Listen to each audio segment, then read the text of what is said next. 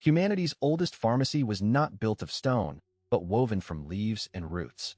This forgotten botanical library holds secrets that could redefine medicine as we know it. We are not just rediscovering ancient remedies. We are unlocking a sophisticated biological code written over millennia. This is the story of how modern science is finally learning to read the language of our ancestors. What we are finding is a testament to an intelligence that perceived the world in ways we have long since forgotten. In the emerald heart of the Amazon, where the air hangs thick with the scent of damp earth and blooming orchids, indigenous shamans have long navigated a complex pharmacopoeia of over 80,000 plant species, a living library of knowledge passed down through generations of oral tradition. Although this intricate system lacks written records, its precision is astounding, as shamans could identify specific alkaloid-containing vines from miles away, combining them with other plants to create powerful psychoactive and healing concoctions that modern pharmacology is only now beginning to analyze. Furthermore, their understanding of plant synergy, where multiple botanical compounds work together to enhance therapeutic effects, represents a sophisticated biochemical science that challenges our isolated, single-molecule approach to drug discovery.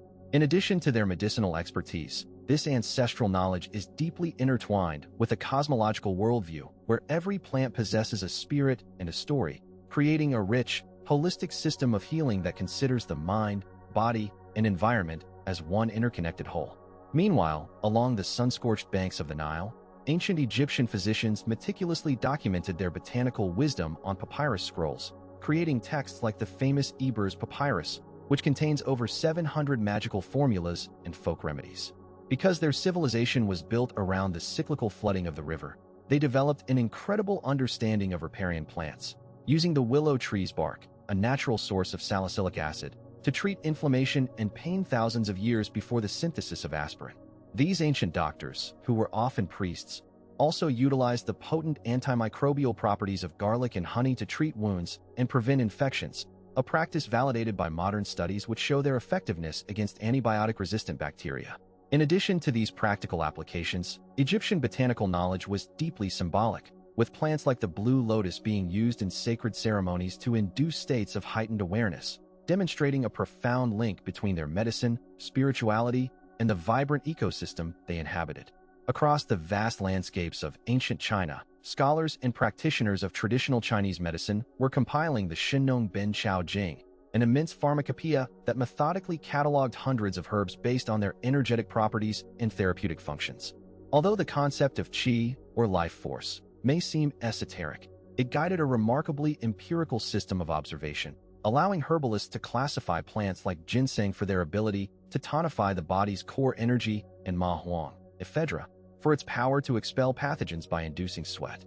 Furthermore, this tradition developed incredibly complex herbal formulas, often containing a dozen or more ingredients, each playing a specific role as a chief, deputy, assistant, or envoy, a sophisticated pharmacological strategy designed to maximize efficacy while minimizing side effects. This monumental body of work, refined over thousands of years of continuous practice and documentation, created a dynamic and ever-evolving medical system that understood the human body not as a machine to be fixed, but as a garden to be cultivated and brought into balance with the natural world. Simultaneously, in the bustling city-states of the Greco-Roman world, physician-botanists like Pedanius Dioscorides were laying the groundwork for all of Western pharmacology by traveling with the Roman armies and documenting the medicinal uses of plants encountered on their campaigns. His 5-volume encyclopedia, De Materia Medica, was a revolutionary work because it was based on direct, empirical observation, meticulously describing the appearance, habitat, and application of over 600 plants, moving beyond the superstition that had dominated earlier traditions. This colossal text became the supreme medical authority for over 1,500 years, guiding physicians through the Middle Ages and the Renaissance, and its detailed descriptions of plants like opium poppy for pain and foxglove for heart conditions are still recognized as foundational discoveries. In addition to its practical value, Dioscorides' work established a new scientific methodology, one that relied on systematic classification and verifiable evidence, thereby transforming herbalism from a scattered folk tradition into a structured and disciplined science. Today, ethnobotanists and biochemists are forging an extraordinary bridge back to this ancient world, using advanced technologies like mass spectrometry and genomic sequencing to validate and understand the wisdom encoded within these traditions. Because we can now analyze the molecular composition of plant residues found in ancient pottery and dental calculus, scientists are proving that our ancestors possessed a highly advanced knowledge of plant-based medicine, using specific combinations to treat ailments long before the dawn of recorded history. Furthermore, the modern discovery of powerful drugs like the antimalarial quinine from the Andean cinchona tree and cancer-fighting Taxol from the Pacific yew tree originated directly from investigating indigenous botanical knowledge, confirming that these ancient forests are repositories of untapped pharmaceutical solutions. This fusion of ancient wisdom and modern technology is not merely an academic exercise. It represents a global race against time to document this fragile knowledge from indigenous elders before deforestation and cultural assimilation cause it to vanish forever. What we once dismissed as primitive folklore is now being revealed as a highly evolved, parallel track of human scientific achievement, one built on millennia of meticulous observation and a deep, symbiotic relationship with the natural world.